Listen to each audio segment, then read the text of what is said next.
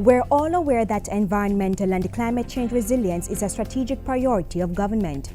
If we do not protect our natural environment while boosting our capacity and tailoring our lifestyle to deal with changes in the environment, our plans for economic prosperity will be limited to just that, a plan. And so the government has been working on a raft of measures to deal with extended changes in weather patterns, or simply put, climate change. It's all being coordinated by the Climate Change Division in the Ministry of Water, Land, Environment and Climate Change.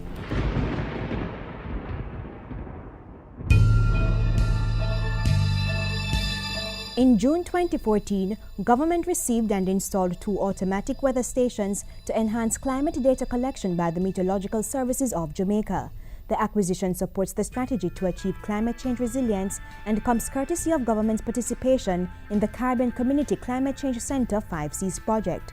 Funded by the European Union, the project coordinates the region's management and adaptation to climate change.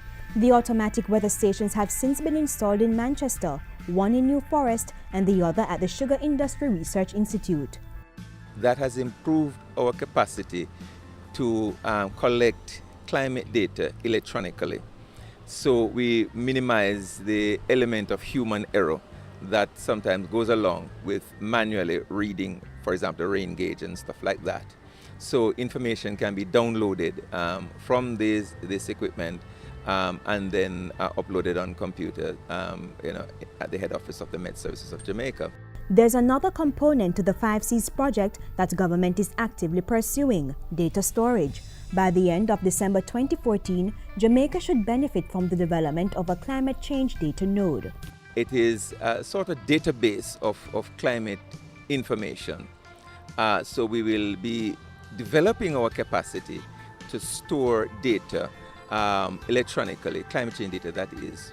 And this we are getting help to do from this project. It involves us acquiring software.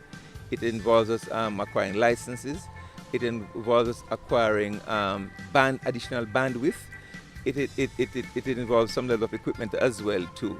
Through this upcoming database for climate change, government will be able to store and analyze information to guide policies and programs. Think about it. Information on the climate is needed for long-term planning.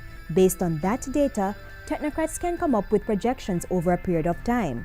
So if there's a projection for below average rainfall over the next 10 years, for example, stakeholders can plan to expand water storage facilities.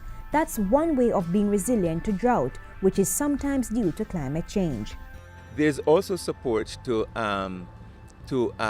get help or expertise to convert handwritten climate information or data into an electronic format. And already computers have been acquired to facilitate this process, and we anticipate that in short order we'll be having persons employed to actually do the actual work of converting manual or handwritten data into data in electronic format. Under the 5Cs project, government also continues to work on a climate change vulnerability assessment and an adaptation strategy and action plan for the fisheries sector.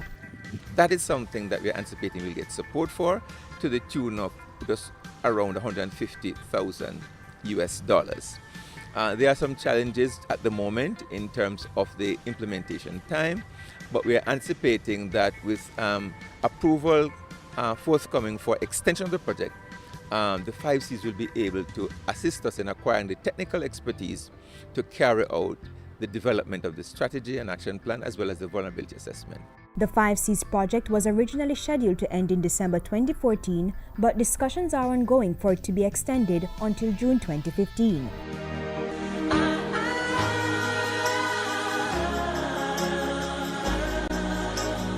As government acts on strategic priority number 6, the administration is looking to extend a pilot program for climate change resilience. Discussions are ongoing with the Climate Investment Fund. We have already gotten funding as a country for phase 1, just over $500,000 US for phase 1, and that helped us to prepare a number of documents. For example, the State of the Climate report for 2012. That was financed from that project. Under Phase 2, which is being discussed with the Inter-American Development Bank, the plan is for Jamaica to integrate climate change considerations into a number of priority sectors like health, agriculture, and tourism. We need to develop a strategy as to how we can make these sectors more resilient to the impacts of climate change. So this particular project is going to help us to develop sector strategies outlining how and what we need to do to minimize the anticipated impacts, negative impacts of climate change. Let's put it in context. If a beach is being eroded, tourists will no longer have an area of white sand to relax. Added to that, the infrastructure of a hotel might be threatened. But if various stakeholders take beach erosion into account while carrying out different activities, it will help to minimize the impact of climate change. The government of Jamaica, implementing feasible plans to adapt to climate change, achieving strategic priority number 6, environmental and climate change resilience.